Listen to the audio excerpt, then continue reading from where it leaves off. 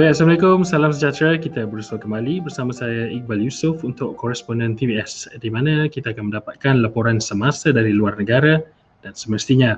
Bersama saya pada kali ini adalah saudara Alfian Zaini yang kini berada di Amerika Syarikat. Baik, apa khabar Encik Alfian di sana? Saya harap semoga segalanya baik-baik belaka.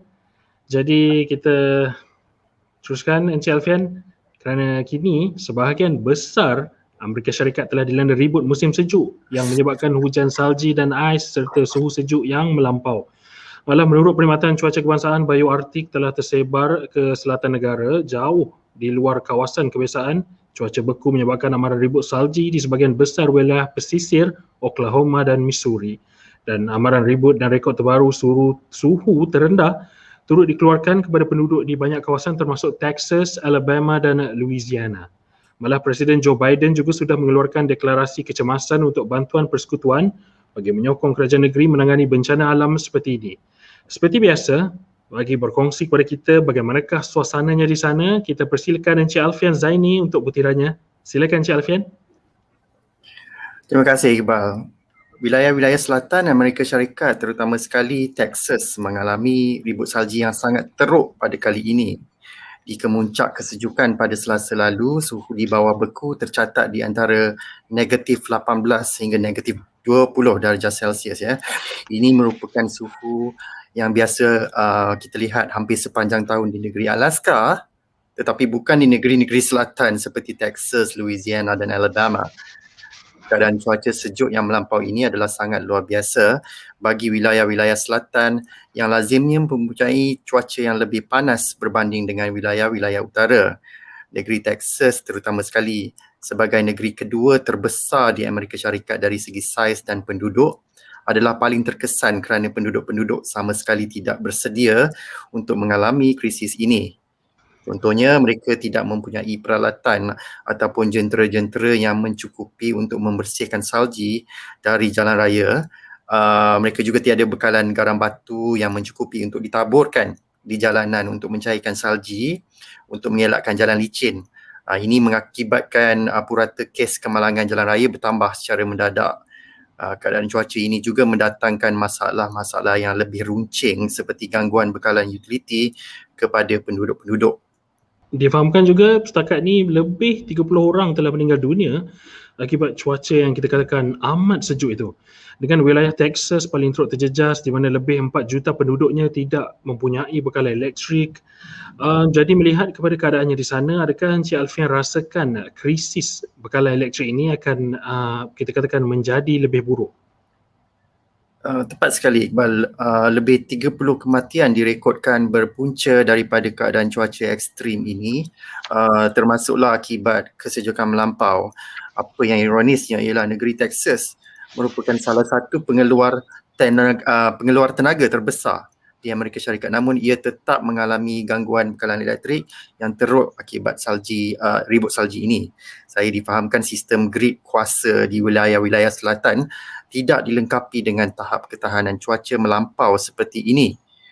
Sumber pakar mengatakan bahawa cuma setengah inci ais ataupun salji di kabel-kabel elektrik antara dua tiang akan memberikan pertambahan berat sebanyak 500 pound ataupun lebih 200 kilogram ke atasnya, mengakibatkan kabel-kabel ini senang terputus.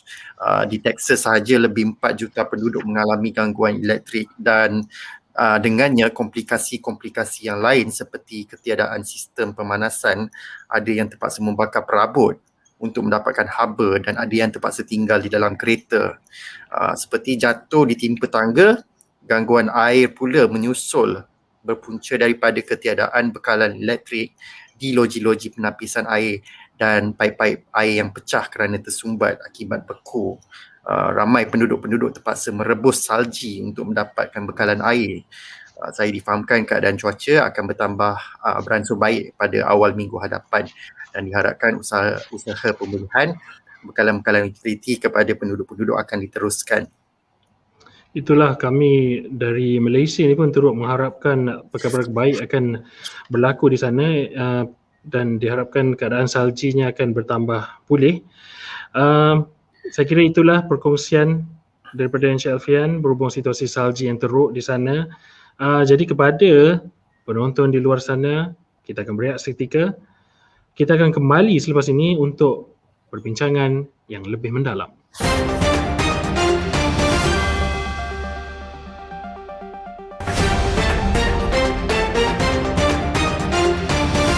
Baik, kita masih lagi bersama Encik Alfian Zaini, dan sebentar tadi kita bercakap mengenai salji teruk dengan suhu melampau yang berlaku di Amerika Syarikat.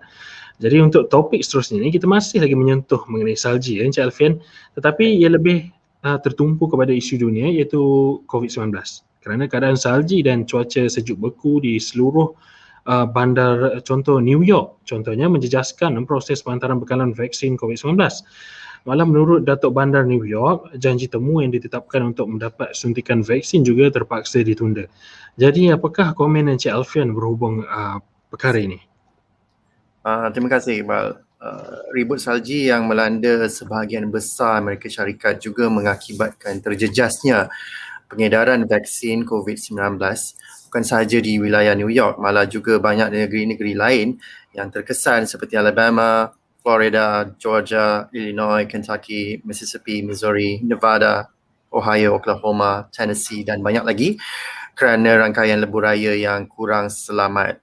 Ini menyebabkan jadual-jadual pemberian vaksin kepada rakyat juga terganggu dan banyak temujanji terpaksa ditundakan kerana kelewatan ketibaan bekalan vaksin di pusat-pusat pemvaksinan tersebut. Walau bagaimanapun, pengedaran vaksin dijangkakan akan pulih seperti biasa pada minggu hadapan selari dengan ramalan cuaca yang lebih baik.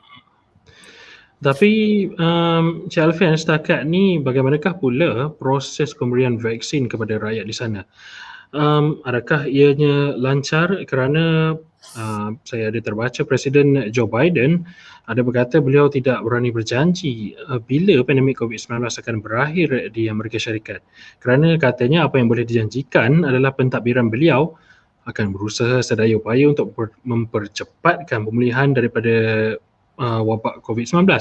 Kerana seperti yang kita tahu, Amerika Syarikat kekal sebagai negara yang paling teruk terjejas dengan kes kematian dan kes positif COVID-19 tertinggi di dunia.